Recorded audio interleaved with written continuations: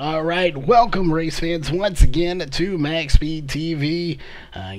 The after hour party has started here at Dover Speedway.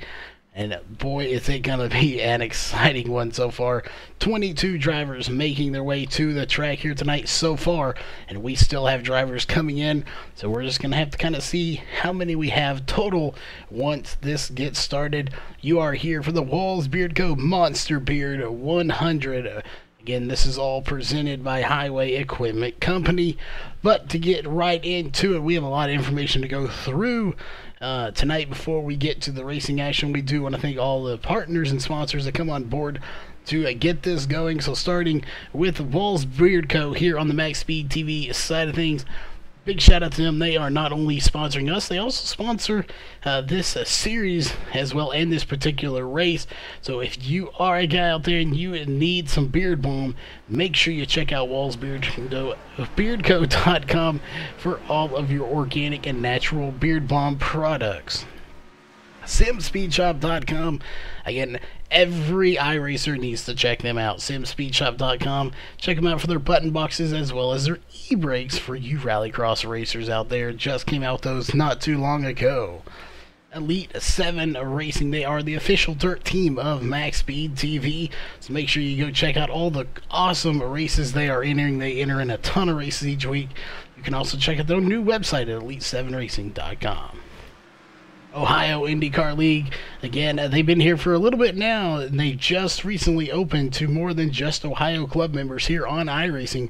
They are now letting anybody in, so you can check out Ohio IndyCar League on iRacing, or to get all the latest information, check out Facebook.com/Ohio IndyCar League for all of the latest details. And last but not least, coming on here just this month, well, technically, by the time we end the broadcast, it will be last month, on the 15th, iBog, iRacing Broadcast Overlay Graphics.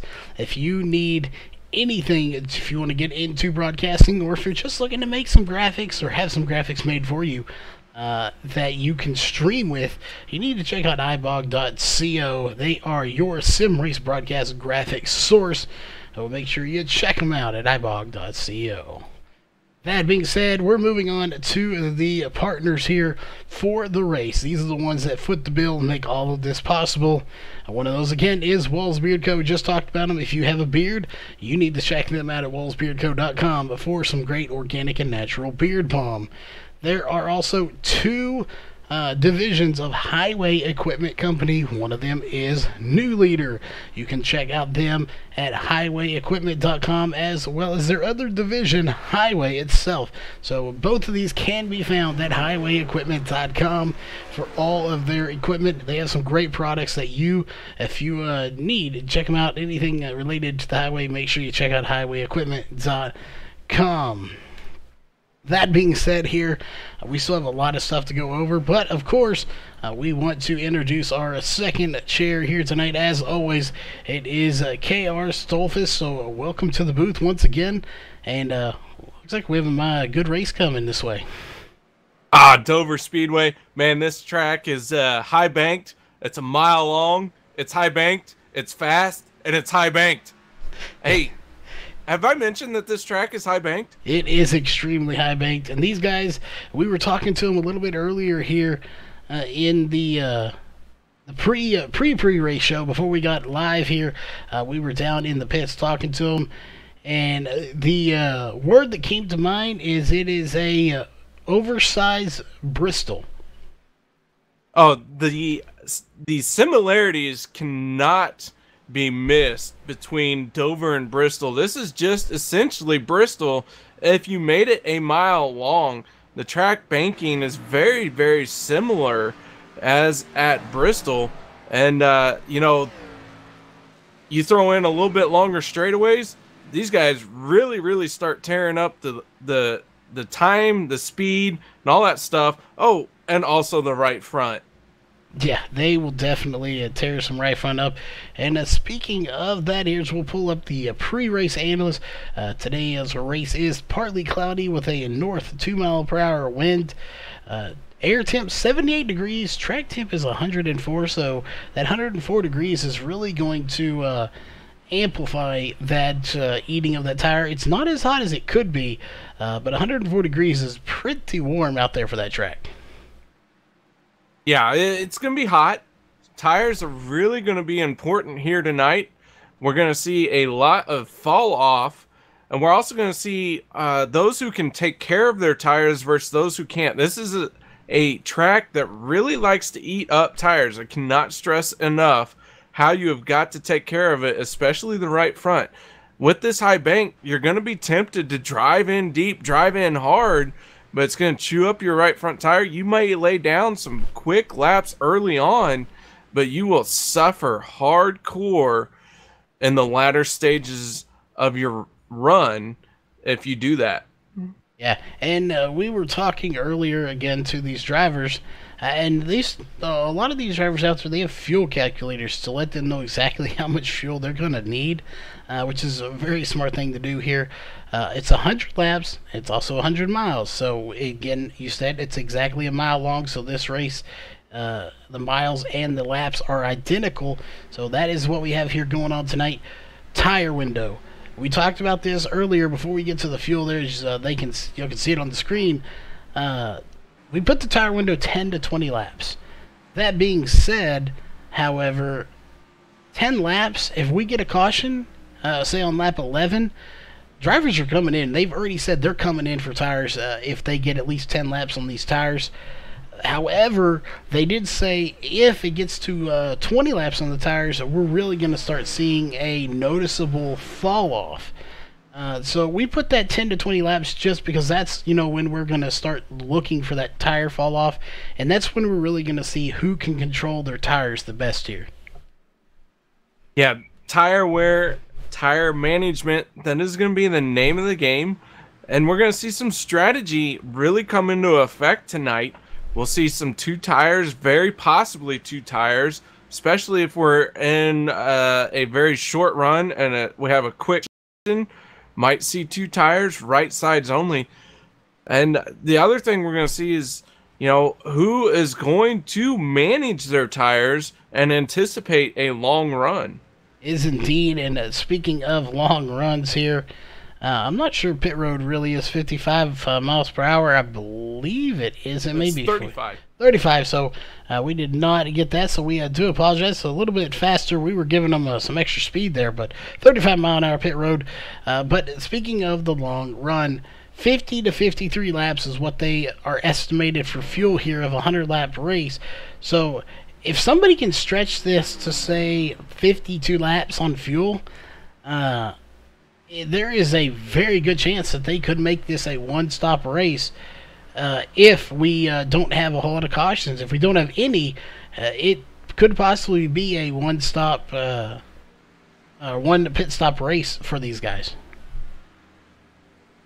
It's going to be hard to plan how to attack this. You're going to have multiple plans for multiple scenarios. If this goes green the entire time, yeah, you don't want to get out there. You don't want to lay down a really, really fast lap in the beginning stages.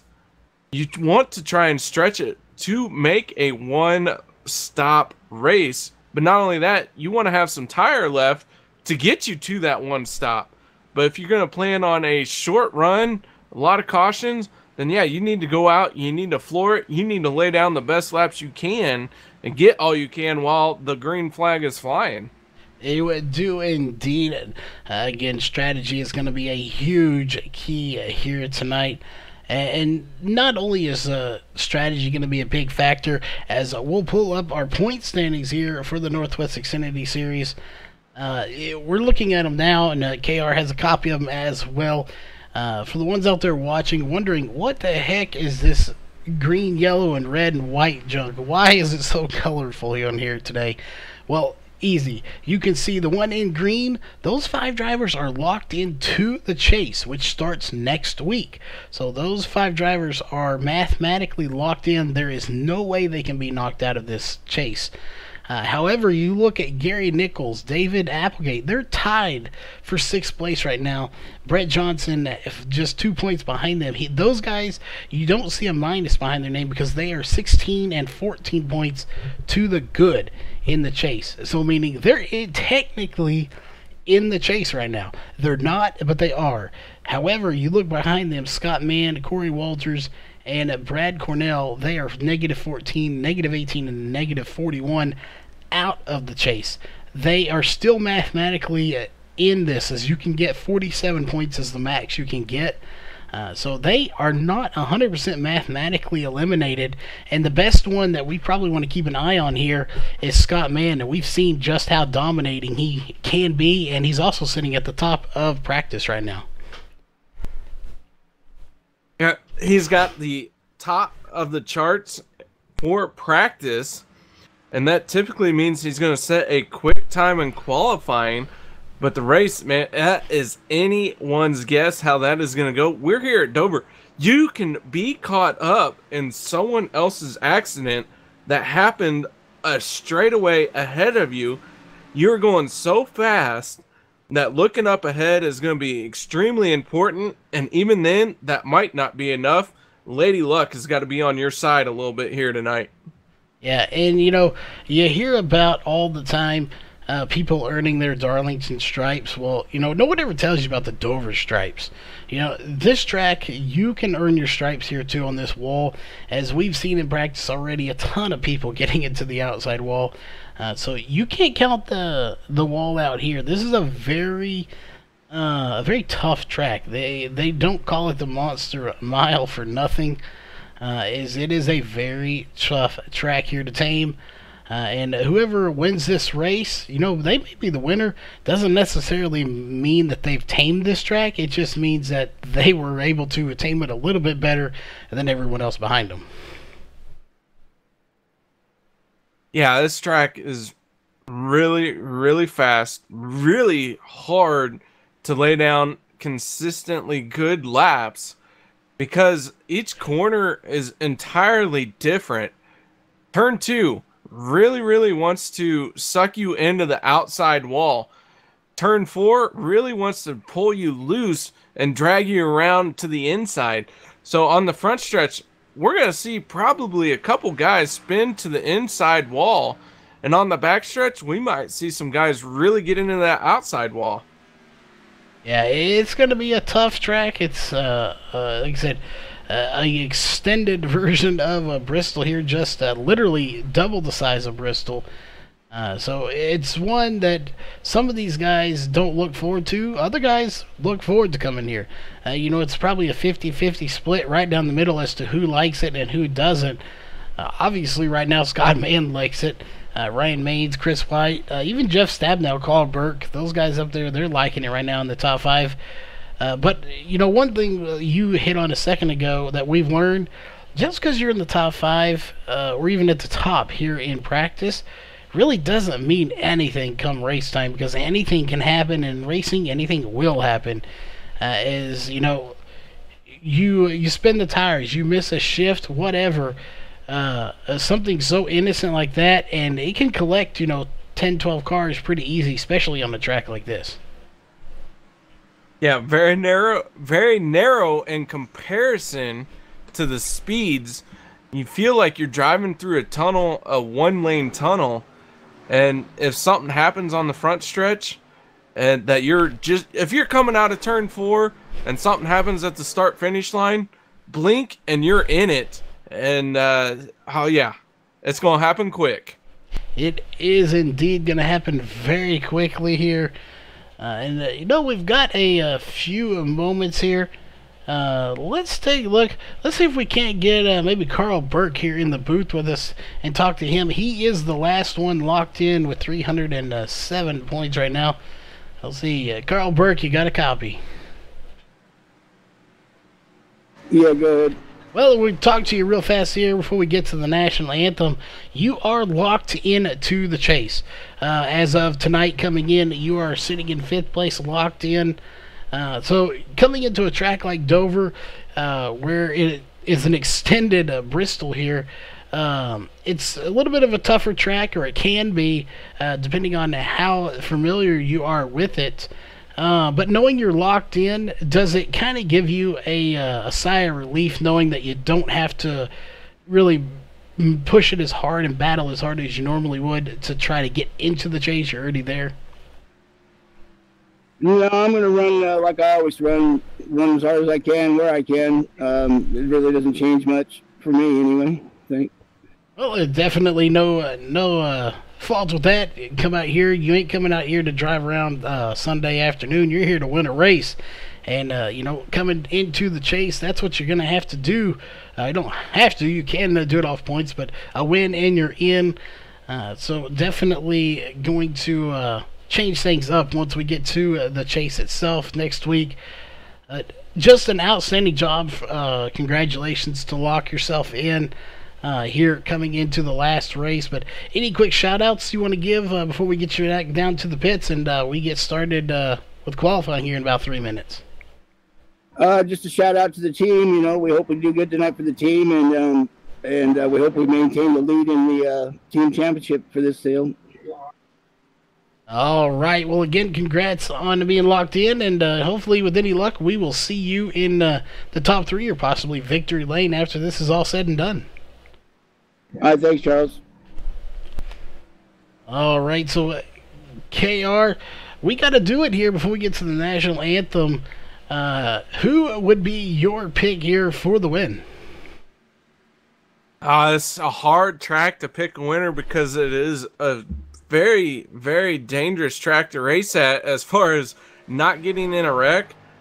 But you know what? I've also taken up an auction as to who to pick because here lately everyone I pick gets destroyed. And so we're going to go with Andy Vogt tonight. He was the one who got voted off the island, so to speak, so he's the one I'm picking.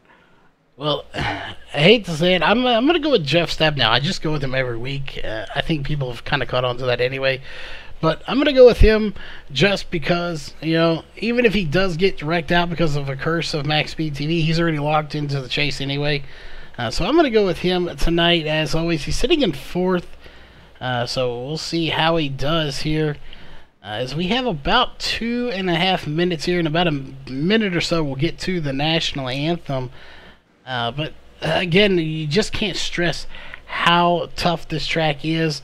We've seen Ernie in practice. Just about everybody has scraped the wall. As you can see back there on the background, and even right there, you can see it. AAA Insurance, they may be calling a number to repair these cars after the race. Yeah, the body shop is its work cut out for it tonight when they get the cars home. But yeah, Dover, it's bad, fast, it's wicked fast. It's a fun track. I enjoy driving this track, especially in the Xfinity car, which we're out here in tonight, or the B car, however you'd like to say it. So, man, I can't wait for this thing to get underway. And it is very close here. We got a minute 30. We're going to step away, get to your national anthem, and we'll be right back after that with qualifying. We take you down onto the track for our opening ceremonies. Ladies and gentlemen, please rise. Please remove your hats. Oh, say, can you see by the dawn's early light what so proudly we hailed at the twilight's last gleaming, whose broad stripes and bright stars through the perilous flight o'er the ramparts we watched were so gallantly streaming, and the rocket's red glare, the bombs bursting in air, gave proof through the night that our flag was still there. Oh, say does that star-spangled banner yet wave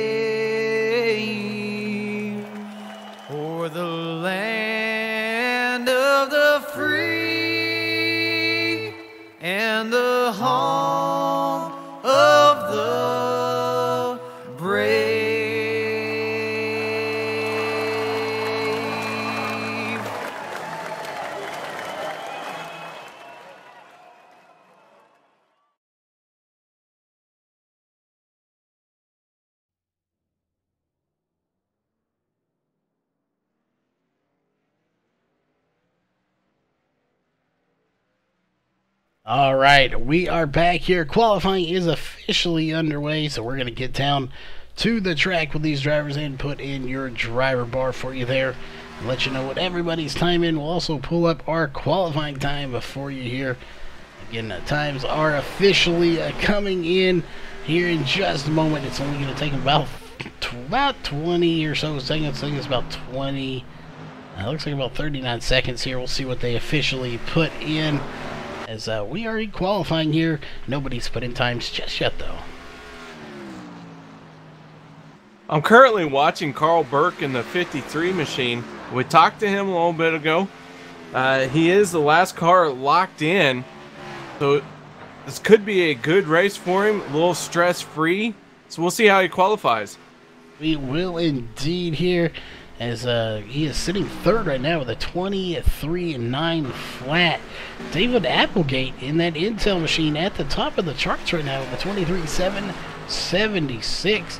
Again, putting Intel back where it belongs, on top as it always should be. John Ottenbacher right behind him with a 23.842. John Ottenbacher, like you said, coming in second right now. In fourth place, though, is my pick. Well, now he's fifth. That's Andy Vogt. Yes, indeed, as Gary Nichols going to take it to the top of the 23.630. And again, Gary Nichols, somebody you got to watch out for. We've seen him move forward and get higher and higher finishes here lately, and he is in one that's in the top 8 right now. So he is set to potentially be locked in. He is in 6th place right now, 14 to the good. Ryan Maines has set his first lap in, and he's currently in 5th place. Ryan Maines is one of those guys that is on the outside looking in for tonight. He is indeed, and my pick, Jeff Stabnell, takes it to the top of the charts with a 23.535. Teammate Mark Walls is second now with a 23.598. Keeping in mind, his teammate Mark Walls is mathematically eliminated from the chase, so he can actually not get into the race at all, or he can get in the race, but he can't get in the chase. So, only one of their actual teammates currently is eligible for the chase, so that is not what you would expect, especially as dominating as they've been in the trucks. They just haven't done that here in the Xfinity Series. Different driving style, different downforce, different horsepower package. So it does require a little bit of different feel, and these guys just aren't able to transfer over what they know in the trucks to the B car here at Dover for sure. Yeah, definitely not. So we'll just have to keep an eye on to see where everyone is. Chris Sherburne, he is currently on the track. He has not put in a time just yet, but that time will come in very quickly. As we'll see, obviously a 3 minute 30-second time is not going to work. He's going to try to get that number 15 Ford Mustang up to the front as quickly as he can, and we'll see just what a time he puts in. And it looks like we have several drivers that have not come out yet, including Scott Mann. And Scott Mann has not turned a lap time yet, and he is one of our drivers. He's currently 9th in points, so I would count on him turning a lap because he needs to be in front. He needs to be in charge of his own destiny, allowing fate to decide what happens, not how you want to make the chase here tonight. Now, as Chris Sherburne is going to go up to 6 with a 23.820. Brett Johnson in 7th with a 23.979. Chris White, though, sitting at the end of pit road. He just pulled out of his pit stall. He's just sitting there. Nothing. He's not going to qualify. We see him do this time and time again. Waits there until everyone comes out. As now Matt Henry's going to pull out onto the track. I have a feeling we're going to see some of these guys come out. It seems to be a trend with them. They kind of, stay in and they let everybody go out until the very last minute, as this is 10 minutes of qualifying, just to see, maybe they got to see how much tape they need to put on. Actually, they can't because it's a fixed setup, but I think they can maybe change the gear, possibly. So, they may need to see what they want to do to the few tweaks they can do to get it up to the top. One of the things I like to think of it it's showmanship. Waiting until the last minute to just get into your competitor's head just that much more. Is indeed, as Matt Henry's going to go up to 6 with a 23.801. And Scott Mann is coming out onto the track now. It looks like he's got a new paint job as well. So Chris White on the track, Kip Leo on the track. So these guys are starting to come out onto the track now. So it's just going to be a matter of time just to kind of sit back and see where they're actually going to stack up. I have a feeling we may see Scott Mann pretty high up, as Kip Leo just ran a 24.288 to put himself in 15th. Scott Mann is on the clock in that 35 machine. He's coming around out of turn 4 to complete his first lap on the clock. And his time is going to be a, well, we wait for it to register. It's going to be a 24.051. So be watching for this next lap to be his fast lap. And indeed, oh, he gets it loose at the line. He turns it sideways. That lap's not going to count. 24.9 is what it was, but it's invalid because of hitting the wall. So that is not what he wanted there. Again, that's going to be devastating if that's what cost him a chance at the chase here. Meanwhile, Chris White, though, just ran a 24.044 to put himself in 15th. Yeah, so Scott Mann has unfortunately cost himself a good starting position as he got sideways on a very important lap. He did indeed, so he's going to start fresh here coming out of the pits. Again, he did complete one lap, so he only has one lap. This one obviously is not it right here. This is his warm-up lap. So as soon as he gets to the line, he only has one lap now. He's already spun out and hit the wall on his first lap, as that is not good. And he's actually going to shut it down right before the line this time. And he's going to pull it off the track. So not sure. Maybe he wasn't happy with something.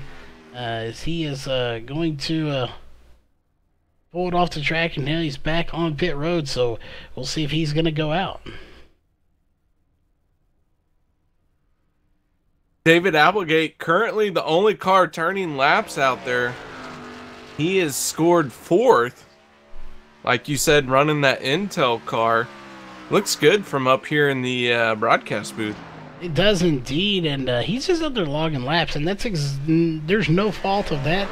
He wants to see how many he can get in just to get some seat time here. Especially he's going to be out front. He has a good seat here. With a minute 40 left, we still have time. As right now, Brad Cornell is the last one to qualify right now with a 24.309 in 17th. So Frank Karras, Mike Peterson, Scott Hutchinson, Tom Green, Brandon Weinberg, and Brian Barnes have not qualified. Scott Mann technically has not qualified. He has gone out on the track. He just doesn't have a lap to show for it. No, he got loose coming out of turn 4 as David Applegate just smashed into the wall as I'm watching him coming out of turn 4. But kind of the same thing that happened to Scott Mann, except where Scott Mann got loose coming out of turn 4. So yeah, good times there. Yeah, David there, he AMD'd that car pretty good and crashed it. So he definitely doesn't want to do that during the race. We got 40 seconds to go. Something tells me Scott Mann is not going to come back out. He doesn't have time anyway. Even if he was to come out now, he just does not have enough time to go around this track and complete a warm-up lap and then his actual lap here to qualify. Yeah, so Scott Mann, big time setting himself behind the curve here already. Like we said, he is currently 9th in the points. This isn't what you want when you're trying to make the chase. He's going to have to work his way through the field, and that could prove dangerous here at Dover. Yeah, he definitely does. You got to get your way. You want to start to the front. Just unfortunately not going to happen for him here today, as we are gridding here for the start of this race. So Well, time will tell what is going to happen, where he's going to officially start. So, we don't have much time here because it is a shorter track. So we're going to go ahead and get down to the fields here. KR, you want to go through our first 5 rows, and I will finish this off here. I'll tell you what, Jeff Stabnow, your pick, your man, your love interest. Oh, did someone say that? Nope, not me. Jeff Stabnow on pole position out here getting it done in Dover. On his outside, his teammate Mark Walls gonna be a good front row start here. These guys probably gonna work together to figure out how to get single file as fast as possible, get both cars on that bottom lane. Gary Nichols gonna be in 3rd spot, 2nd row inside of your Walls Beard Co. starting grid, and on the outside of row number 2 will be David Applegate. Row 3 is going to be made up of Ryan Maines on the inside and Matt Henry on the outside. Row 4 is Chris Sherburne and John Ottenbacher on the outside. And row number 5 will be Corey Walters on the inside, and Carl Burke in that 53 machine will be starting outside row number 5. On row 6 is going to be Brad Carpenter and Brett Johnson. Another one on the bubble right now, or in the top 8, but still kind of in the bubble area. Row 7 is going to be Andy Vogt and James Dalziel. Row 8 is going to be Chris White and Kip Leo. Row 9 is going to be Brad Cornell and Scott Mann, who again spun out in qualifying. Row 10 is going to be Brian Barnes and Scott Hutchinson. And Scott Hutchinson is actually not starting here tonight. Row 11 is going to be Tom Green and Brandon Weinberg. And I believe, we got one more row. Row 12 is going to be Frank Harris and Mike Peterson. And that will do it for your Walls Beard Co. starting grid here tonight. Good group of guys, about 24 total here, as we're getting ready to get this thing started here. KR, we know how much you love to get them started, so we'll let you get this thing started here, since you are second chair here tonight.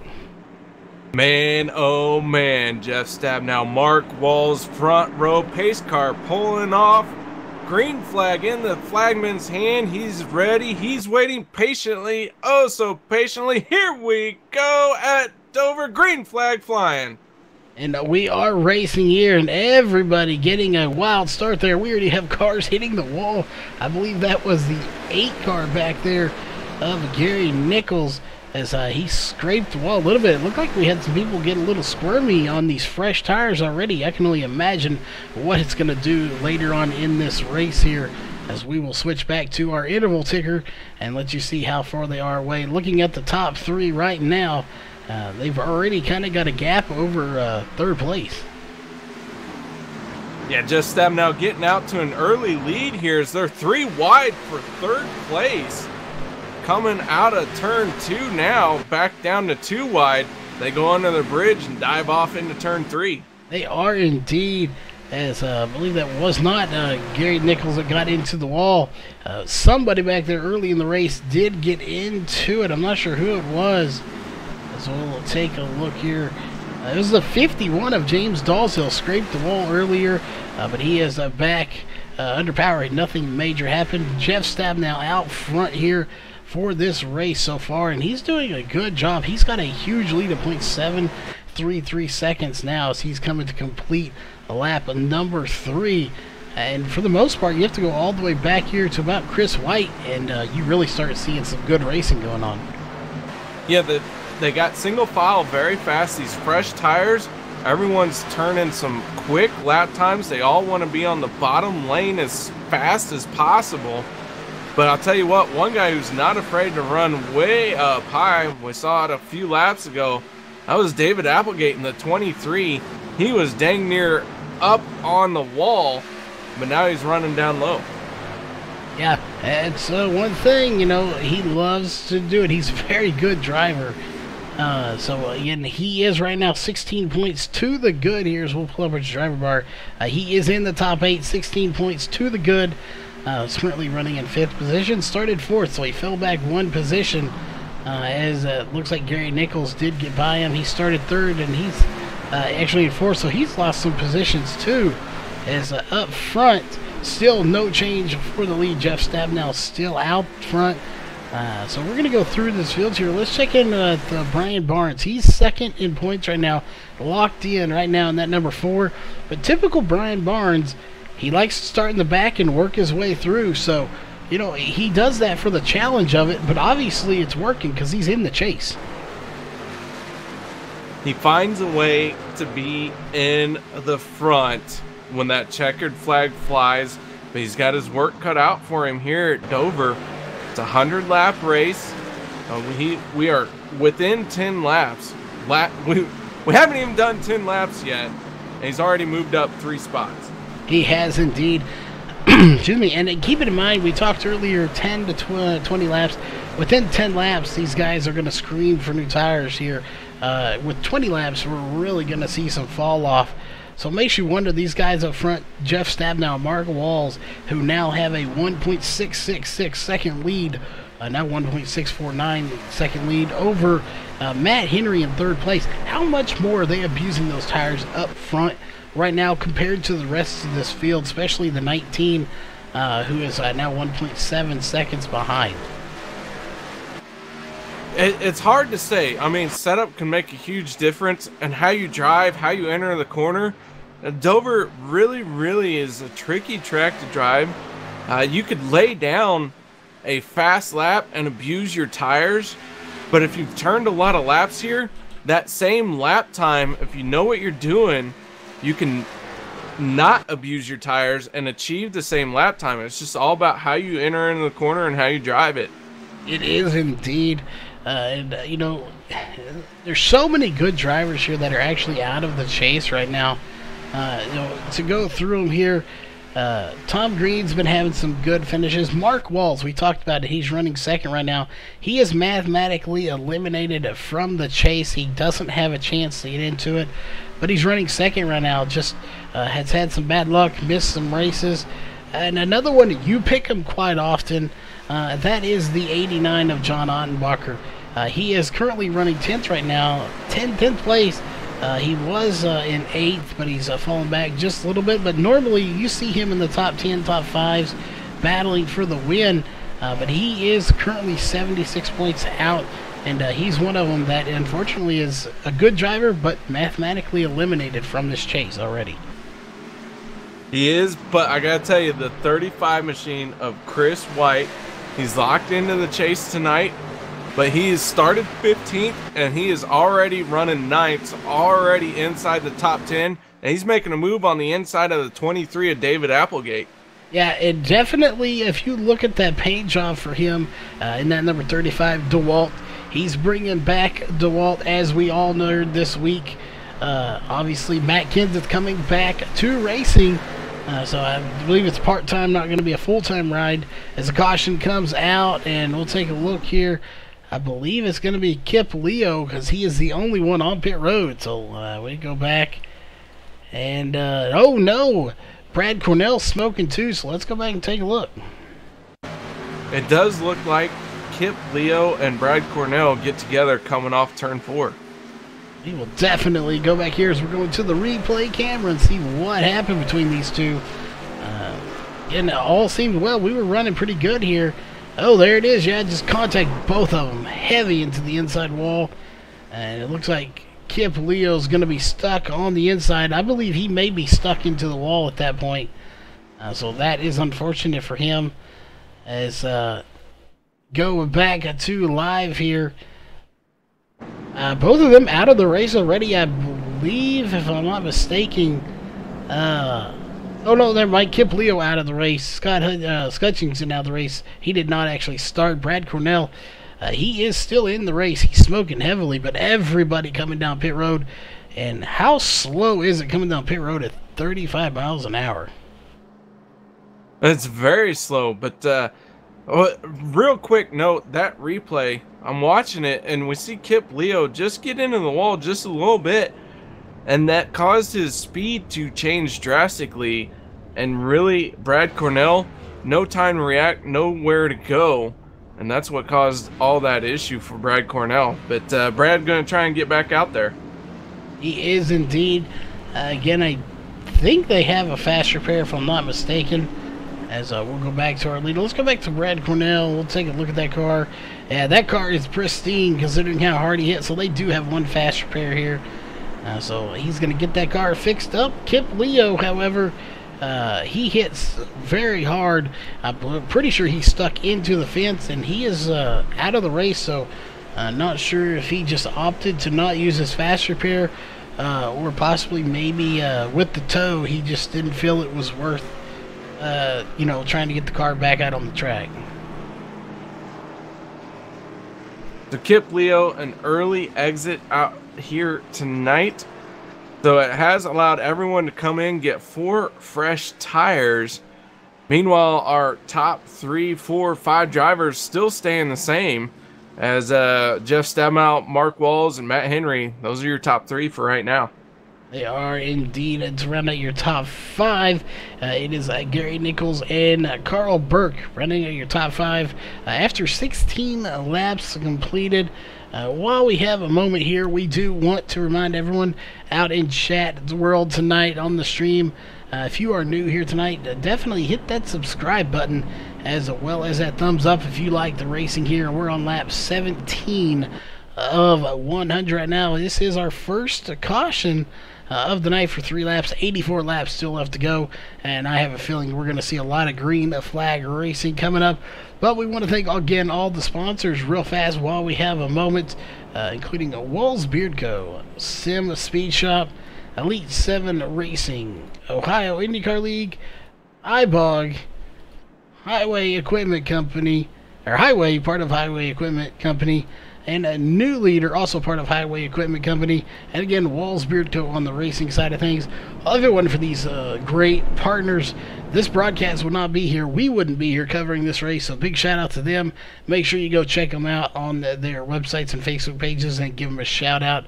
You are watching, though, the Walls of Beard Co. Monster Beard 100 presented by Highway Equipment Company as we are under caution for the first time. We might be under caution for the first time, but the lights are already out on the pace car, so we're getting ready to go back green flag racing. We are indeed, as we'll take a quick look here again at that caution. 0 lead changes, as caution laps were 4. So keep that in mind. We're taking 4 caution laps. So, that pretty much puts it, if caution light comes out on lap 6, we should, or with 6 to go, we should get the green flag again. Maybe even lap 5 to go. We'll see. We'll just have to keep an eye on that throughout the race, as the pace laps here for caution, only 4 laps, so quite short compared to some tracks. Yeah, the yellow flags here are going to go off quickly while we're under yellow. But man, oh man, a front row, still Jeff Stabenow, Mark Wells, pace car pulling off. It is indeed. Again, like you said, not much has changed up front. But here comes Carl Burke in the 53. He may try to make something happen here. As there it is, green flag is out. Jeff Stabenow got a huge start there. That's exactly what he needs to do if he wants to stay out front. But again, he's already locked in. Second place, Mark Walls can't get it. Both of them out there, their only goal right now is a win. That's all they care about. But, I want to focus a little bit further back here. Look back there to Scott Mann. As we'll pull up the driver wire. Started 18th, he's up to 10th. Yeah, Scott Mann making some moves. Him and Brett Johnson spun their tires just a wee bit on that restart we had. Those guys started chasing the cars, and they all got through it cleanly. So, good driving on their part, and now they're battling down the backstretch. They are indeed. And these guys are getting 2 and 3 wide back here, as you have Andy Vogt back here, Brett Johnson in here, and nobody is given a whole lot of room right now. They're doing just enough to keep this race clean and not cause any cautions, but still racing extremely hard back there. And again, this is a battle for 10th position right now, as leading this pack is the 9 of Corey Walters in 8th place. So 8th through about 13th of Andy Vogt. All right here in one big group. They are, and Chris White, our leader coming into the points tonight, locked in to the chase, currently running 11th, making his way through the field here. Lost a little bit of ground on that pit stop, but now he's got to gain everything he lost. Hopefully he'll be able to get back up what he lost and then some, maybe even start challenging for the lead here before the end of the race. Yeah, that's definitely going to be his goal, to get up there and try to get the lead, especially these guys that are in the chase already, those 5 to rehash. That is Chris White, Brian Barnes, Jeff Stabnell, Matt Henry, and Carl Burke. Those 5 drivers are in the chase. All they care about right now is getting a win. That's what it's all about here for them. Come next week, it's going to change quite a bit. Then you really need to win if you want to advance. But, in the event that no chase driver wins, this will come down to points. So, the points are going to be close. As Al, if we just watched there, did you see the shot that the Andy Vogt gave to the 89 of Ottenbacher? And it started when Chris White got very close to the outside wall. He started to check up, and it was an accordion effect. And it almost ended with disaster, with the 31 of Brad Carpenter being the last one in there. But everyone managed to get through with minimal damage. It did indeed. However, the back of that 89 car, it typically says Walls Beard Cone there. Right now, it looks like one of them little capture things where you have to click "I'm not a robot," as it is all sorts of mangled up back there. Good news, if we look here at his actual the splitter or the spoiler back there itself, it's not too bad. It is bent in a little bit, but clearly it's not affecting him too much, as he's able to hold off the 10. But here comes the 10 of Andy Vogt, and I think he may get by him this time. We'll just have to kind of wait and see if the damage is going to affect him too bad. I'm not sure that Ottenbacher, as Andy Vogt and the 31 of Brad Carpenter get together through 3 and 4. Carpenter had to shoot way up the track, but both cars were able to keep going. But yeah, the lap times for John Ottenbacher still very consistent to what he was running before he got that rear end damage. So I think the time loss is going to be very minimal for him. And it comes down to the fact this track is not a super speedway. It's not about being aerodynamic dependent. As somebody's getting into the wall, I believe that may have been the 31 of Brad Carpenter again, as he scrapes the wall hard, and a little contact made between him and the 427 of Brandon Weinberg, but they do recover. These guys have been really good so far, especially back here in the back. About they're bumping and touching a little bit, but they're not hitting each other hard enough to spin each other out. So they're doing a very good job of, when they realize they bumped someone, to let off and not wreck them. Yeah, some very respectful racing going on here in these early stages. We're currently on lap 30, getting ready to start lap 31, as Jeff Stabnow and Mark Walls are starting to pull away a little bit from the rest of the field. They are indeed. They're pulling away quite a bit. Excuse me, I'm losing my voice there a little bit. Yeah, they're pulling away. They got a 1.466 second lead, now 1.533 second lead over third place Matt Henry. Matt Henry's one that he has been putting together some terrific runs lately, but it's going to be hard to catch those front two. As really you look, the front two are there together, then Matt Henry's got a sizable gap over the 53 of Carl Burke, and even he has a sizable gap over the 90 of Scott Mann, who, again, just talked about him. Scott Mann started 18th. He is up to 5th.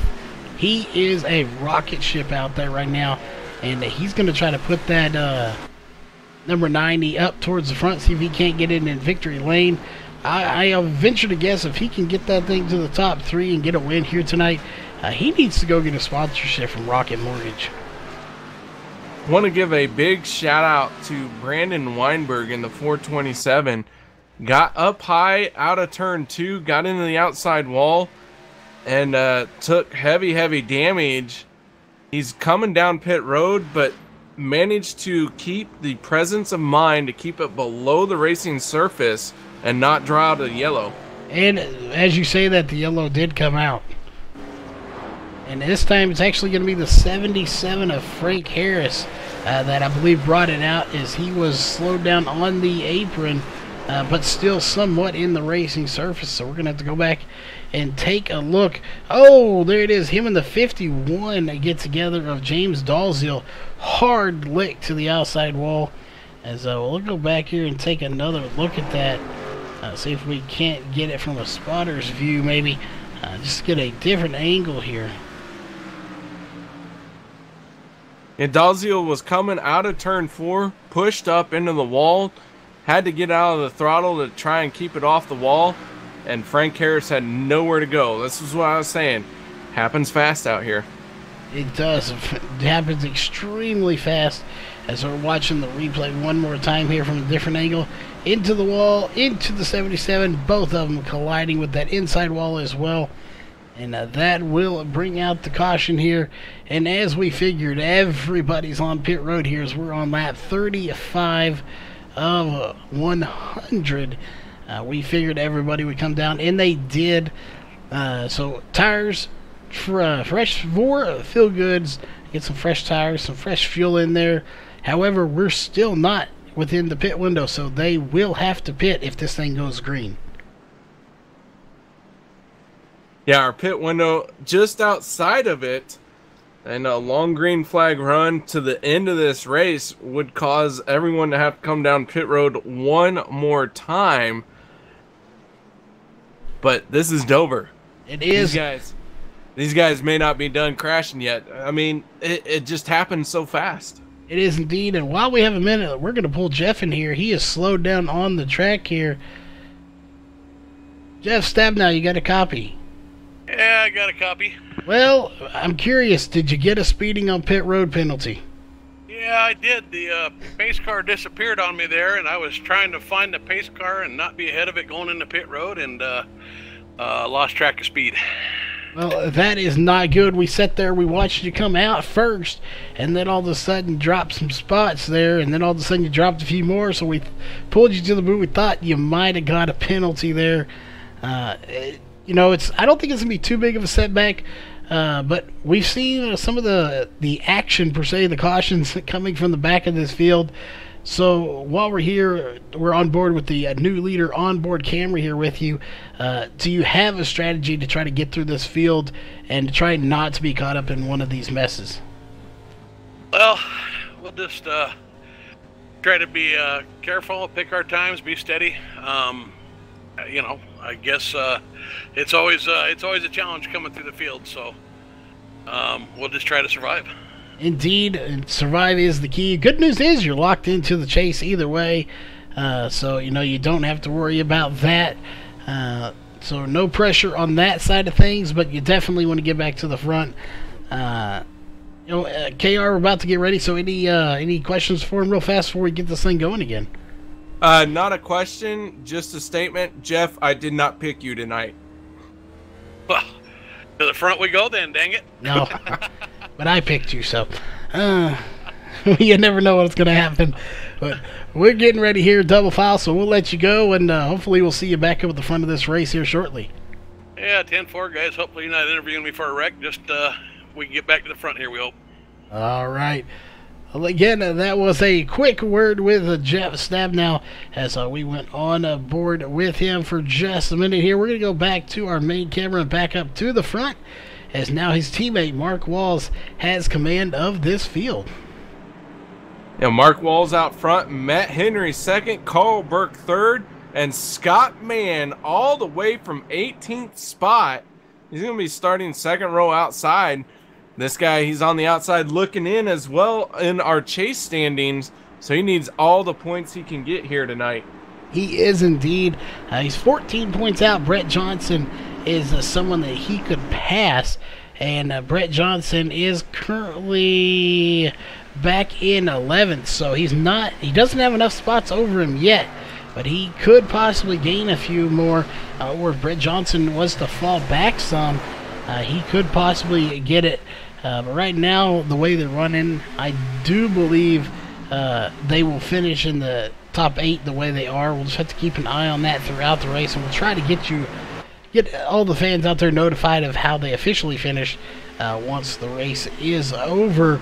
But Scott Mann is still pushing forward right now, but Carl Burke right ahead of him, trying to push forward as well. So we'll see here. Matt Hendry, he's sticking his nose in, and I thought he was going to make a bid for the lead, and that battle's not quite over yet, I don't think. No, it's not done yet. Matt Henry is solid driver.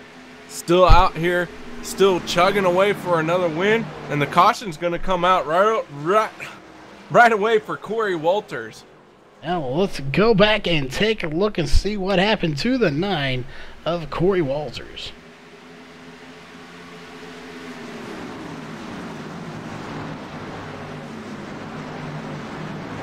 We'll see here. I'm not sure. Did he have help from the 23 of David Applegate? We'll have to wait and see as they come around the corner here. Now he's closer to the 10 of Andy Vogt. Oh, just got it loose there.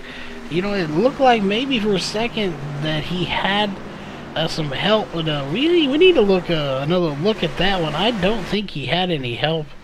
Andy Vogt was right there with him, but I don't think he actually touched him. I think he was just going around before Andy Vogt actually ever got up to him. I'd say it's a little bit of net code. Looked like the 10 of Andy Vogt net code with the 9 of Corey Walters. Or if we were in real life, we'd say he packed that rear spoiler with some air, and it caused Corey Walters to go around. Yeah, that is unfortunate, and hopefully no hard feelings between those. It was a racing deal. I don't think there was anything Andy Vogt really did wrong, and neither did the 9 of Corey Walters. But it happened, and this time everybody's staying out here. As again, they said 10 laps or more they would come into pit road. Only 7 laps on them, so they're not coming down pit road this time. I don't think, anyway. We might see somebody come down. Corey Walters is coming down. Jeff Stabnow is coming down pit road. And those two on pit road getting serviced in their pit stalls. But they're the only two who have taken a detour down pit road, so to speak. They have indeed. And again, they're on the lead lap still. They're just at the back. So why not? Get some fresh tires. You know, that caution came out so quick. Jeff Stabnow didn't really have time to gain any positions. So he was already, in the back anyway, so why not just go ahead and come in, get some fresh tires. Still not within the fuel window, though, so we still have to at least get to, I'd say, 10 more laps completed before we can get into that window here. Taking a look at our cautions, that's our third caution for 9 laps, still 59 laps to go, so we are approaching the halfway point. Right now, we've only had one lead change, and that, of course, was when Mark Walls took the lead. He's led 8 laps now. Jeff Stabnow back in the back of this field, who's led 34 laps. Scott Mann started 18th, currently running 4th, and Chris White, who started 15th, is currently running 5th. So some big-time movers right there coming from the back of the pack to the front. And meanwhile, Jeff Stabnow started at the front, and now he's at the back, having some issues, having a hard time recovering from his speeding penalty. Yeah, he's definitely... that was not what he wanted. You see this happen week in and week out. People get speeding penalties on pit road. It does totally stink for him to have a penalty. The plus side to it all, the silver lining you might say, is we still have over half this race to go. He still has plenty of time to get to the front where he was before. So this isn't a sentence for him. This is merely just a slight slap on the wrist per se. So he definitely has plenty of time to get that car back up to the front and try to lead some more laps. He's going to have to work his way through the field to do that. But someone who won't have to work their way through the field, Mark Walls, Matt Henry, that is our front row for our restart that's getting ready to fire up here as they get as these guys are working their way down the backstretch now. They are indeed, and the battle we want to keep an eye on. They need a lot of spots in between them right now. I don't think there's enough. That is Scott Mann in 4th right now, and Brett Johnson, who is in 10th place. So that is not enough spots to separate them at the moment, as there's a 14-point gap between them, and those two could potentially swap spots. Brett Johnson currently in the chase, Scott Mann right outside. So if something was to happen to Brett Johnson, we are not hoping it does, but if something does happen, he gets tangled up in a mess or a wreck back in the back, that could potentially let Scott Mann into this chase after the race is said and done. Green flag is flying. Mark Walls out front. Matt Henry in 2nd. These guys going to tuck in 1 and 2 as they run right around the bottom here at Dover. They are indeed, and we'll go through this field a little bit here as we're going to switch to our main camera here. Again, we're watching the 31 of Brad Carpenter here, as these guys are really starting to mix it up in front of him. David Applegate, Brett Johnson, Ryan Maines, John Ottenbacher getting into the mix as well back here in 10th position. As we'll take a look, he started 8th, he's still back in 10th, so he's lost two spots since the start of the race, but he is working his way back to the front, and that damage may potentially be hurting him here. But actually, it looks like he does have it repaired, so it's not going to be hurting him. He did use his fast repair on that stop. Andy Vogt in the 10 machine is currently 11th, and 14th place is Mike Peterson, or I'm sorry, in 12th place is Mike Peterson in the 14 car. Been doing that all night. And again, some of these times they either get the number 14 and 12 spot, you get them a little flip-flop there. As again, it's hard. We try to find these guys, and they're swapping spots so quick too with each other. As Jeff Stabnow is up to 14th, he started 17th on the restart, so he is working his way back up as he's trying to work over the 31 right now, Brad Carpenter. So we'll just have to kind of wait and see if he can get back to the front. I really think he can. And you've got a little group behind him. Brian Barnes is in his group. But look at the group right behind him. Corey Walters, James Dalziel, Chris Sherber, Tom Green, Frank Harris. These guys all back here, they're all in their own little group. But they're putting together some good racing back here with the beaten and battered cars at the back of the field. Yeah, there is a lot of damage going on with some of these cars. Brian Barnes in the 4, it looks like he's been rearing it a time or two. As the 14 gets into the wall coming out of turn 2, chases the car, and the 31 has to take evasive action. But both drivers able to keep going. Jeff Stabnow just managed to get by these guys just the previous lap before that happened. So, man, Jeff Stabnow got a little bit of luck on his side right here as he comes through the field. Yeah, I would credit that probably to me picking him, but he does. He started first. He's in 12th right now, so he's lost 11 spots since the start of the race here. And speaking of that, we'll pull up our race progress here. You look here at our gainers and losers here, you might say, as it's swapping back and forth. The 90 of Ryan Maines has gained 16 spots since the start of the race. He is definitely the biggest gainer here as far as positions. The 24 is the biggest loser at the moment. Unfortunately, he's moving forward, not to call him a loser, but he has what you would call the biggest loser. He's lost 11 spots, but the 15 has lost quite a few spots as well. He has lost 10 spots. So, nobody's really neutral. Everybody here has gained or lost throughout this race. Yeah, Scott Mann currently in 2nd spot. Looks like he is going to start putting some heavy pressure on Mark Walls. So, like you said, our biggest mover started 18th, currently running 2nd. And he's got his eye on the prize. He wants to lead some laps. He wants to get in on this chase action. and he's got to get maximum points here tonight to do so. He does indeed, as we are on lap 55. And while, you think, oh, well, that's just lap 55, nothing major about it. Two things to note. One, we're over halfway done with this race. Two, that means at this point, even if Scott Mann took the lead, he cannot lead the most laps.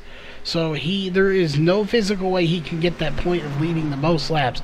That is a bonus point that is very crucial to him right now, as again, he is 14 points out of the good to Brett Johnson. So his only hope right now, if he leads the lap, he'll get the bonus point. But there's only 6 spots separating him and Brett Johnson, even less than that now, as Brett Johnson is coming to the front of this field. So, you don't want to see any driver wreck out, but that's, the best hope for Scott Mann is for something to happen to Brett Johnson, that he has to go to the back of this field. Oh, and John Ottenbacher's going around back in the field. Ottenbacher in trouble on the backstretch, and it's brought out our caution here at Dover. It has indeed. And we'll go back and watch this replay. Keeping in mind now, this puts everybody within the fuel window. Did he have help from Jeff Stabnow, maybe? I'm not sure. He's closer to the 77 here. We're taking a look. Or did he just spin it out on his own? I'm not sure. Oh, contact between him and the 77 of Frank Harris. As what possibly... 17, sorry. No, that was Ryan Maines. I do apologize to Frank Harris. He had nothing to do with this one. And so we're going to go back and look at that again here. Another quick one. And we're going to change the camera angle here and switch to the 17 of Ryan Maines and see exactly if we can catch a glimpse of what exactly happened.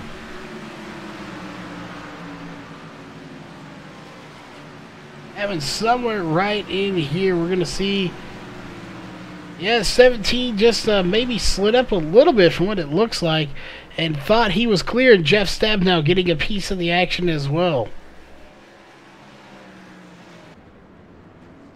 So Jeff Stabnow getting a piece of that action, and he hadn't used his fast repair, he just used it. So keep that in mind. He is still on the lead lap, and he is going to use that fast repair and get some fresh tires and fuel, and everybody should be able to make it the rest of this race on fuel. So John Ottenbacher getting an unlucky break there, coming out of turn 2. A little bit of contact with him in the 17 of Ryan Maines. And then the 17 slowly drifted in front of Jeff Stabnow. So Ottenbacher still on pit road, getting some heavy damage repair here. And hopefully he can get back out before the pace car comes back around. He did indeed. And interesting enough here, looking, that actually somehow benefited the 24 of Jeff Stabnow, as he went from back about 14th to 10th. So he actually gained some spots out of that somehow, and it looks like he will actually go to 9th, depending on James Dalziel. In the 51, he has not pitted. He is out front leading this race right now. He has led 1 lap. So again, taking a look to see where he is in the point standings, do not believe he's not even in the top 20. So leading the point, you think he's not in the chase, it's not worth going out there leading the lap. What's the point? Just because you're not in the top 8 in the chase doesn't mean you can't gain a position. Every point counts. Every point counts, and they all add up at the end of the season. And they all come down to bragging rights. You can look at the guy who finished 1 point behind you and be like, hey, remember when I stayed out and led a lap? Thank you very much. Yeah, definitely it just counts. Every little thing counts here, as we are under caution here. Again, I believe that's our 4th caution. We'll take a look here. It is indeed only 13 laps under caution of the 59 we have completed. Now 14 of 60 completed. So, you know, in the overall things, not a whole lot of caution laps so far. We still have 40 laps to go here in this race, though. So, still quite a bit to go, but we are within the fuel window, and they can make it on fuel now. Yeah, the final stop essentially has happened, so everyone can make it from here. A lot of black flags have been cleared by race control. Don't know what happened to get all these black flags, but everyone getting them cleared, and we're getting ready to go racing. We are indeed. So next time by will be the green flag once again. And Karen, you want to get us started this time? I will. The 51 machine of James Dolezal, he's still out front. We'll see what's going to happen here. The 29 of Mark Walls on the outside. The 90 of Scott Mann on the inside. Here we go, getting ready to go racing. Everyone watch and keep your eyes out for wheel spin out of the 51. Green flag flying. Here we go. We are indeed, and we got cars going around. Possibly in the back. We got a huge wreck back here. Somebody didn't go back in the back. Caution is out once again. And I believe that Jeff Stabnow was back in the mix of this. I see the 10 Andy Vogt involved as well. That is not good. Somebody didn't get going on the restart is what it looked like. We're going back to take a look. Again, this is not the norm here. That's probably the first time in the history of this league that we broadcast that we have seen a caution like this on the restart, but somebody did not get going here. Oh, yes, somebody punted the 24 of Jeff Stabnow. I'm not sure what happened, but we need to get a different angle on that here, as nobody's going to pit, so there's nothing to watch there. Let's go back and see if we can get a better view of what happened to the 24 here with the spotter camera. I'm not sure if he didn't get going or if he just got punted by the 9 of Corey Walters. It looked like, to me, the accordion effect happening as Jeff Stabnow started to react. The 53 of Carl Burke started going. Brett Johnson and the 7 started going. But then they all kind of slowed up a little bit. Well, Jeff Stabnow, he didn't have as much time as them to react. He had to slam on the brakes. And that caused the 9 of Corey Walters to really get into him and turn him. It did indeed. Well, that is not what you want to see here. As we'll see if we can get in there. One more camera angle here. See if we can't get our dynamic TV camera here to get one more look at it here. Again, just a very weird caution. As everyone gets bunched up right here, and then it looks like you're right. Some people start going, and then it checks up. And the 24 did get into the back of the 7. But I think the 10 and the 24 definitely got the worst end of the deal. They sure did. As Stabnow's got heavy damage now all around. But that car did land on all 4 tires. He was able to drive away. And now he's working on getting some of those fenders straightened out here on pit road. He is indeed. And, you know, we got a moment here. We'll see. We'll talk about. Let's see if we can't get Scott Mann up in the booth with us and get a quick word in with him if we do have him in here with us. Thinking we actually don't think we do have him with us.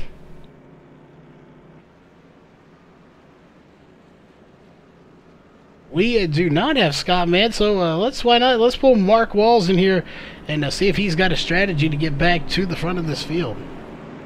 Mark Walls, KR and Charles in the broadcast booth. You got your ears on, man? 10-4. Well, we got you here on the other new leader on a board camera. Unfortunately, it looked like your teammate back there of Jeff Stabnow. Some calamity chaos back in the back there for that restart, and well, you know, it just all you know what broke loose in the back there for the restart, and he got involved in it. But you're sitting here in second place right now. Unfortunately, I believe you've missed a race or so you're not in the chase. You're mathematically eliminated, unfortunately.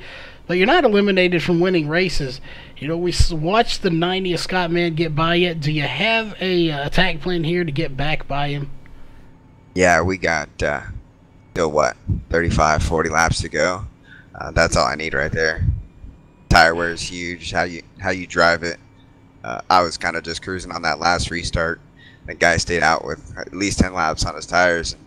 I didn't want him to wheel spin and hook it right into me, so I laid off a little bit, kind of checked up that high line, and just made sure that nobody wrecked in front of us. So we got something for that 90. Well, there you go. You heard it right from himself.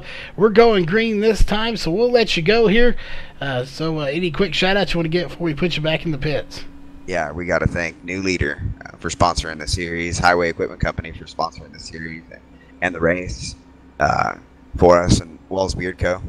Always. All right, and it looks like actually we're still on the back stretch. We had a little bit more time we thought, but again, we'll hopefully see you in the top 3 after this, and we'll get this thing going again. 10-4. All right, well, why not here for the restart? We have just a moment here. We're going to get off that and go back to our main camera. It seems as good as time as any to go crank it up style. What do you say, KR? Oh, man, sounds good. Let's get her cranked up. All right. Again, we're going to go radio silence here as we go crank it up here. This is restart.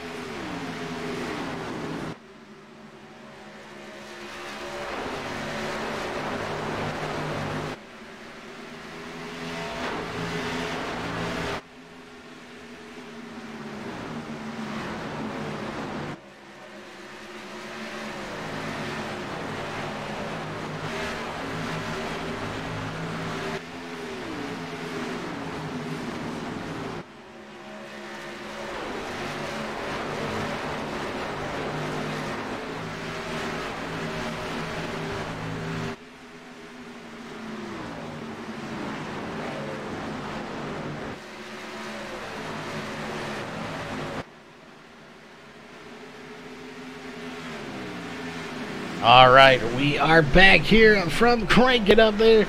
We're trying to do it at least once here in the race. We are back here, and we're watching a Scott Mann in the 90 take off here. He has got a .983 second lead over the 29 of Mark Walls.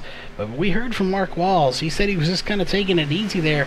He said he's got something for the 90, so we're going to have to keep an eye on them too to see if he can get it. But also, keep an eye on the 35 of Chris White. You know, we talked about if Mark had anything for Scott Mann, but, you know, does Chris White have something for Mark Walls? Chris White is all over the back bumper of that 29 machine. But not only that, man, I've been watching this 4 of Brian Barnes. He's been hanging out at the back, but we're getting close to the end. He has found 4th gear in this thing, and all of a sudden he's inside the top 10. He is indeed.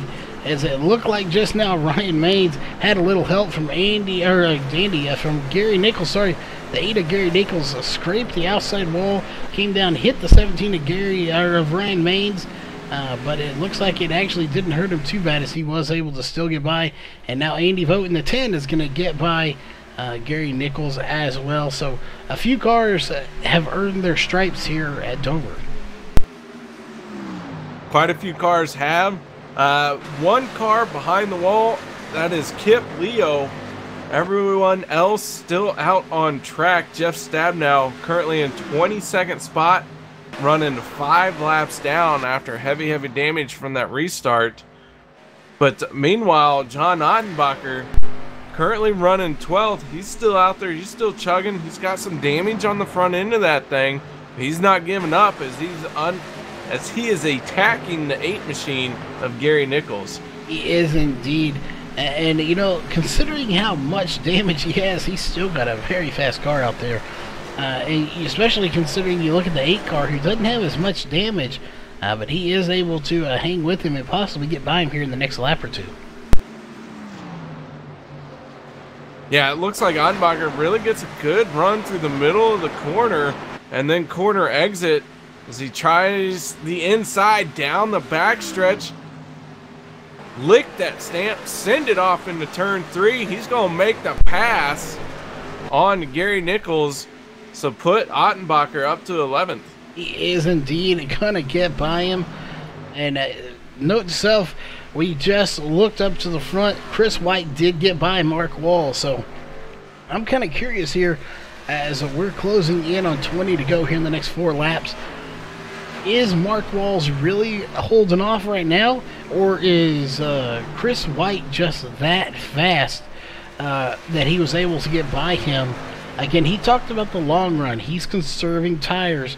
So here in the next probably 15 laps, we may see Mark Walls come back to life and get by these guys. But the thing is, you don't want to conserve so much that they have time to pull a huge gap on that you can't come back from. Not only that, but a caution or two could really change that strategy. If I'm Scott Mann, if I'm Chris White, man, I want to start chugging away here. And Mark Walls, if he's conserving, now's not the time. I think you need to get out there. And he's not letting Chris White get too far away from him. No, he is not letting him get too far at all. And one, you don't want the 35 of Chris White to get too far ahead of you. And you also can't conserve so much that Matt Henry catches you as well, as those front 4 have got a sizable lead over the rest of this field. Scott Mandis will go on board with him real fast with our T&D Rustic Decor on board camera here. If you look from his view looking forward here, you can see something in front of him, and that's the sight of 2 cars potentially going to be going a lap down here or multiple laps down. So that's another factor in this race with 20 to go. Will they catch these lap cars, and will those lap cars be a factor in Scott Mann trying to hold on to the lead? Lap cars are always going to be a factor. The question is how big of one will it be, when you can catch a lap car, and how fast you can put it behind you. And Scott Mann and that 90 machine really laying down some quick laps here. His last lap was a 24.720. He's already lost a second to his best lap of a 23.780. He has indeed. And looking behind him, 24.676 for Chris White and a 24.697 for Mark Wall. So they're all running 24.6s. The caution is going to come out, and I believe it's for John Ottenbacher yet again. John Ottenbacher is in trouble here as he's spun to the inside wall. It looks like he's gotten in trouble with the 10 of Andy Vogt as well. We'll go back here and watch the replay and see exactly what happened.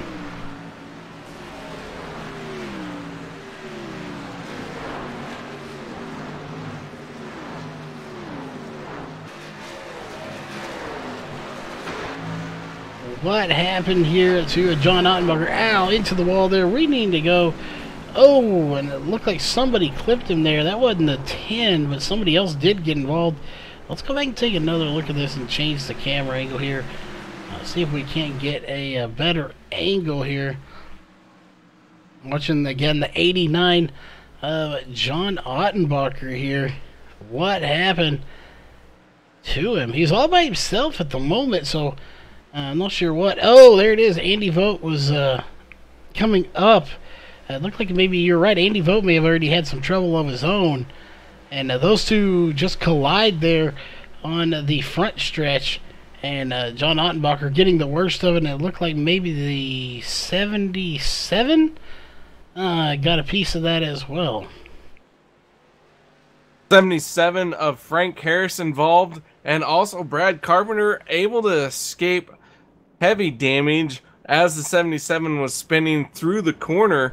So Brad Carpenter got a little piece of it there also.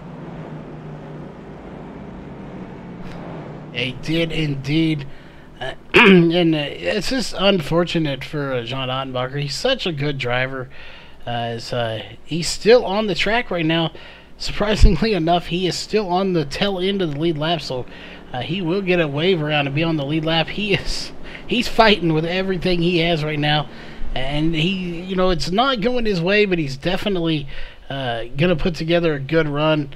As he's probably already used his fast repair, so he just has to get what little damage he can fixed. As it looks like right there, he is gonna go a lap down finally. So it's just unfortunate, not the run he expected coming into this race, I'm sure. No, and this is a typical Dover race. He got a little bit of damage, got a little bit more, and now he's fighting in the middle to the back of the pack. Things are happening, and that car is not handling the way it needs to. And he's a trooper for hanging on for what all it's got. Yeah, he really is. And again, that's going to bring out the caution. That is caution number 6. Only 19 laps under caution. So you think 6 cautions, you think, man, it's a lot of cautions. But, it's only 19 laps out of 100. So that's not even a quarter of the race under caution. So that is not a lot of laps, really. It just seems like it, because of how short this track is, that is, you actually spend more laps under caution because of, you spend 4 or 5 laps under caution, whereas at these bigger tracks you may only spend like 2 or 3 under caution. So it just seems like more because of how tiny this track really is. One driver who has not made a pit stop, that is Jeff Stabnow. He's trying to get a lap back here.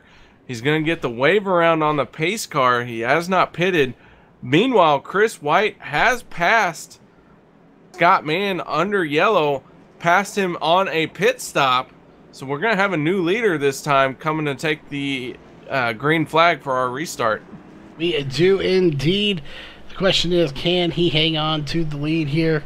It's going to be very interesting if he can. It's going to be a good battle here, I think. Really, and all in all, is we'll take a look here at our top 5 drivers so far. Lights are off real fast. It's going to be Chris White, Scott Mann, Mark Walls, Matt Henry, and David Applegate are your top 5 drivers. I'm not counting out Matt Henry or David Applegate, but definitely your top 3, Chris White, Scott Mann, Mark Walls. Those 3, we could see a huge battle here with about 13 laps to go when we get this green flag again. John Ottenbacher did use a fast repair on that pit stop, got all of his damage fixed that he was suffering. That car is going to be really fast, but unfortunately he is the first car 1 lap down, so we'll see what he can make do with what he's got. Yeah, he's definitely got it. This is it here, unless we have another short caution here on the restart. This should be it for the race. 13 laps ago when they get the green flag, and it's in Chris White's hand. There it is. Green flag is out, and looks like Scott Mann got a little loose there, maybe spun the tires. He may have had a little help from Matt Henry, but we couldn't see from that angle. But either way, the 90 of Scott Mann got real loose on the restart, and that let the 29 of Mark Walls by him very quickly. Yeah, Scott Mann spun the tires on that restart, and it's dropped him down into 3rd. Mark Walls into 2nd, but Chris White out front for right now. He is indeed out front, and the keyword is for right now. Can he hang on to it? As we have a car going into pit road. That's the 77 of Frank Harris. He got off the racing surface in time. No caution will come out for him. As we'll go back up to the front here. 35 Chris White's kind of out front with it's not a huge lead, but it's a sizable lead. But right behind him, Mark Walls, Scott Mann. Those 2 really starting to get close here. They're going to battle for 2nd position. It's just a matter of, can the 90 get back by Mark Walls? Mark Walls said he had something for the long run. Keep in mind, we're going to have a long run now. It's only 10 laps to go when we cross the line. The laps are winding down. Mark Walls, if he's got something for the short run, he needs to use it here because we're not going to get into a long run. And Chris White, just about a half a second ahead of him. Not that much. I don't know where I was going with that. Well, either way, Chris White only has a .366 second lead. It was .4, now it's .4 again. Mark Walls, again, he's got to throw everything he has at Chris White right now. Chris White, anybody out there, even in the top 5, 6, even 10, really the top 3, because they've kind of pulled the gap right now. They have fresh tires, 7 laps on those tires. You know, you have 9 laps to go. Going to be 8 right there at the line. So 8 laps to go here in the race with 8-lap-old tires. There's nothing to save. This is all-out war here at the front of this race. You know, race clean, race smart, but get to the front because you have no time to do it. Laps are winding down, not just for Chris White, but also for Scott. Man, he's sitting third. But the guy he is battling for the chase, Brett Johnson, he's sitting 6th place. So Scott Mann really has got to find a way around these two guys to get maximum points for him and do all he can to separate himself from Brett Johnson. But so far, Brett Johnson doing what he needs to do to maintain that final spot here in the chase. Yeah, he's definitely doing exactly what he needs to do. Again, I'm pretty sure the way it's going to work out, Gary Nichols is up there as well. So Gary Nichols is also 16 to the good. So as it is, he's not going to have enough. And these laps are winding down. Unless something drastic happens to Brett Johnson, Scott Mann's chances of being in the chase are just slowly but surely dwindling down right now. But that being said, you know, the chase isn't everything. That's the championship. He's still got a chance to win this race here with the 5 to go. First, second, and third are only separated by a gap of .6. Yeah, they're all fighting really tooth and nail right here for this race victory. Real quick, want to say Frank Harris has packed it up, headed home a little bit early tonight, although he made it most of the race. Frank Harris headed home. Yeah, indeed. You know, the car was pretty beat up. He's out there. He just wants to beat the rush over to IHOP for them unlimited pancakes here 24 hours a day. So I don't blame him one bit. I'd want to get out there and beat that rush too, because that's one of the few places that are open when you get done with a race. Also, our pole sitter, Jeff Stabnow, he is pulled into his pit stall. Looks like he is going to park it for the rest of the race. Yeah, he's got a pretty ill-handling car, I'm sure. That car is just beat up really bad. But that being said, it's 3 laps to go, and that's exactly how many cars are out front battling right now. As looked like maybe a little rubbing there from the 90 and the 29, and contact was made there. Scott Mann drove into turn 2 deep, or turn 1 deep. Made contact coming out of turn 2. He'll take the spot from Mark Walls. And, you know, there was a faster lap, a 24.7 to a 25.2 is 1 lap to go. Looked like maybe Scott Mann thought he was holding him up, but here comes the 29 of Mark Walls going to get by him. I'm not sure. It almost looked like he slowed up for him. I don't see why he would do that. Again, it was I wouldn't call it dirty, but it was a little rough pass. But hey, it's 1 to go. You got to do what you got to do. Is right there.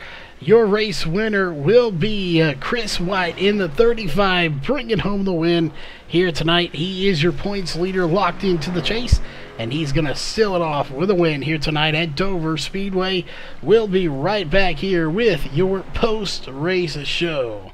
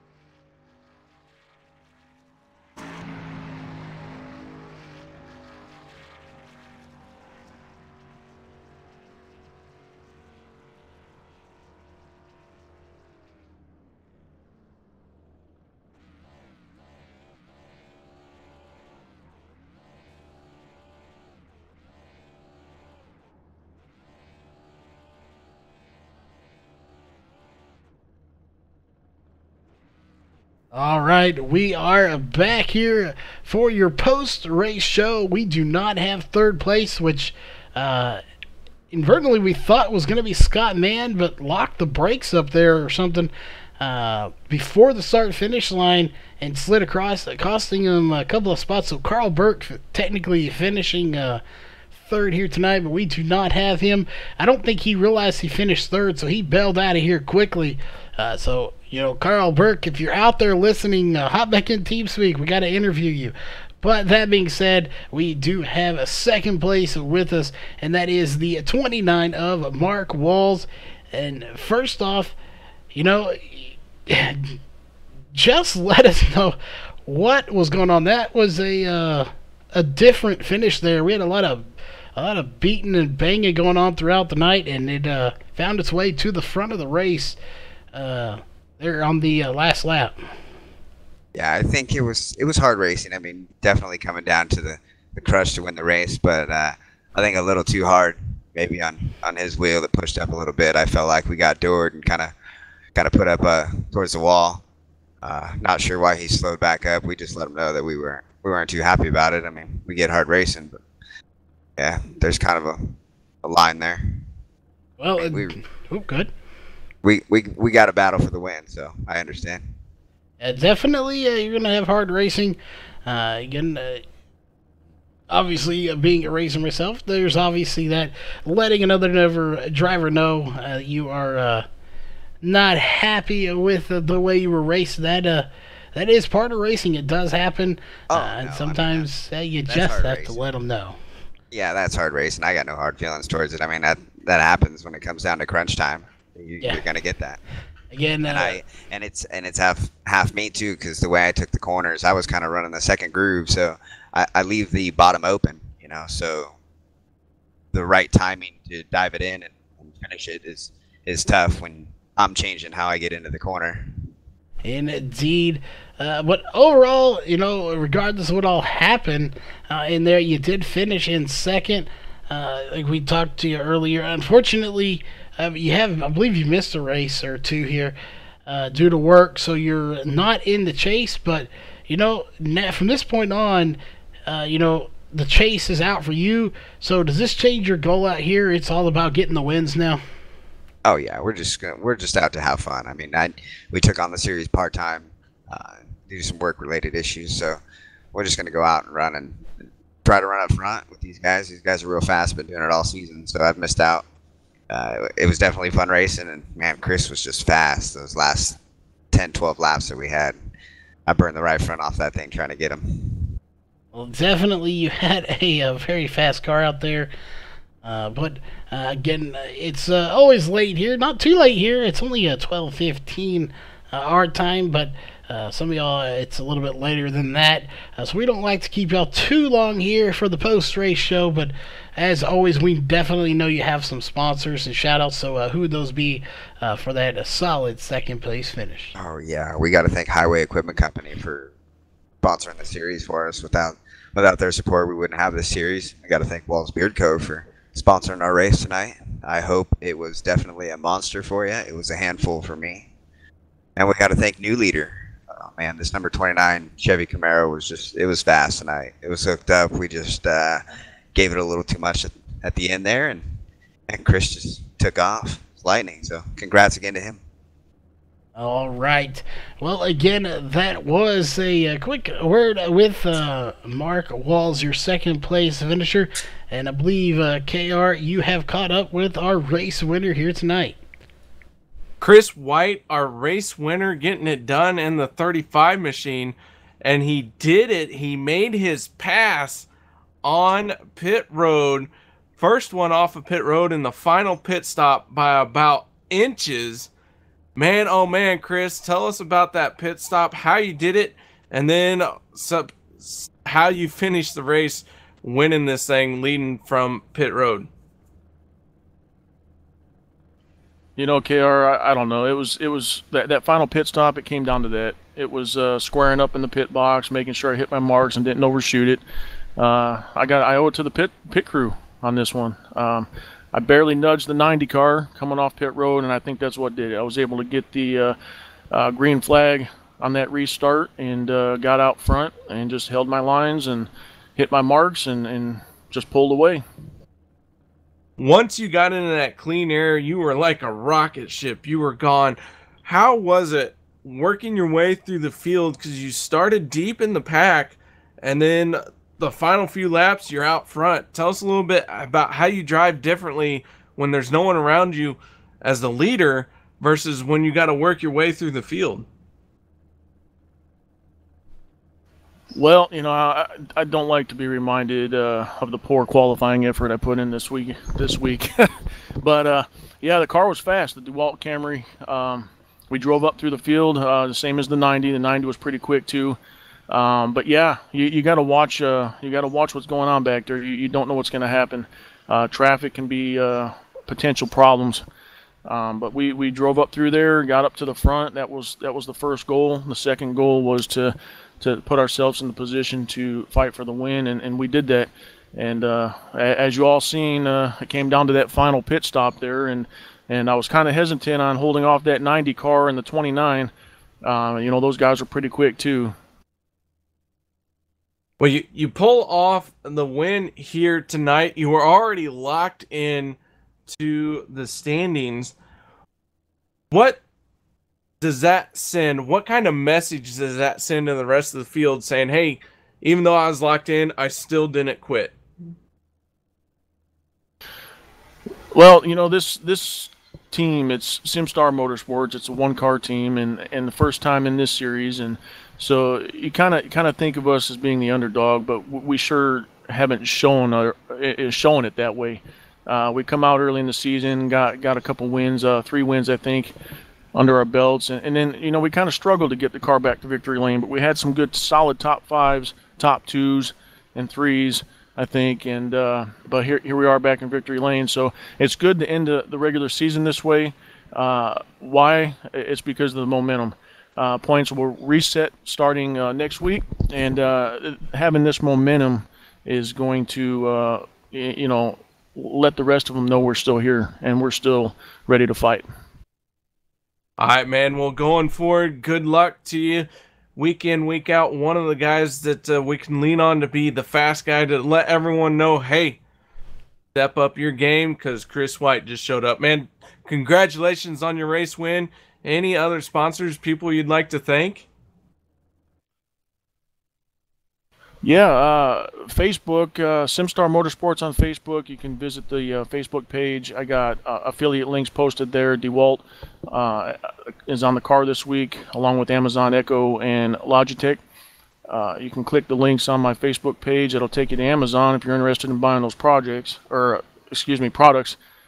Spring and summer are upon us here, and those summer projects need tools. So DeWalt's a great brand to go for.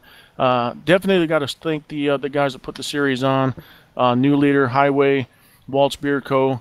It's been a great year. Couldn't thank them enough. It's been a lot of fun. Great regular season, and hey, it's time for the playoffs. All right, man. Well, you're going into the playoffs with a victory in hand right before, so momentum on your side. Check that box, and good luck to you throughout the playoff session. Yeah, I appreciate it. Got to thank you guys too up there in the booth all year long. It's been great. It's been a lot of fun. I think I've been in the booth quite a bit this year. It's been good. All right, that's Chris White getting it done here tonight at Dover. Charles, man, any other thing you'd like to add? Well, again, just congrats on the win for him. That being said here, it's all we have left is your, of course, unofficial race results, barring any race control issues that have to be taken care of. And, of course, big shout out to all, and thank you to all the sponsors on board here. So if you want, Gary, you want to run through our top 10 in points and results, and I will finish us off with the rest of this field.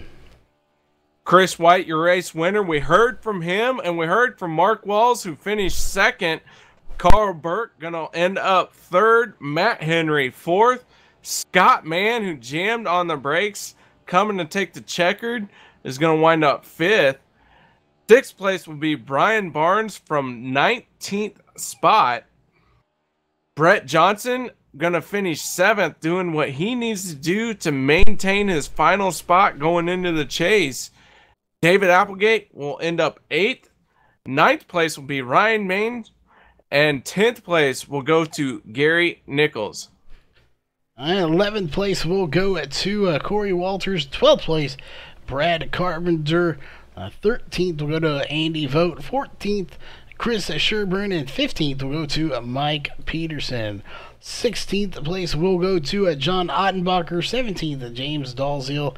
18th, Tom Green. 19th, Brad Cornell.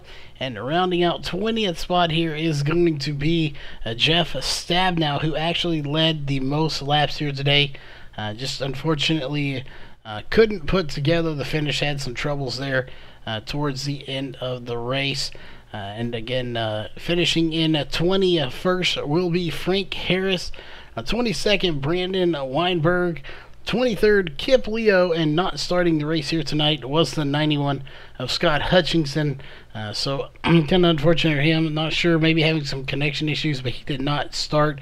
But we want to give a big shout out to again all of the sponsors on board, whether they are on the MaxSpeedTV side of things or on the racing side of things. Of course, Walls Beard Co., Sim Speed Shop, Elite 7 Racing, Ohio IndyCar League, and iBog.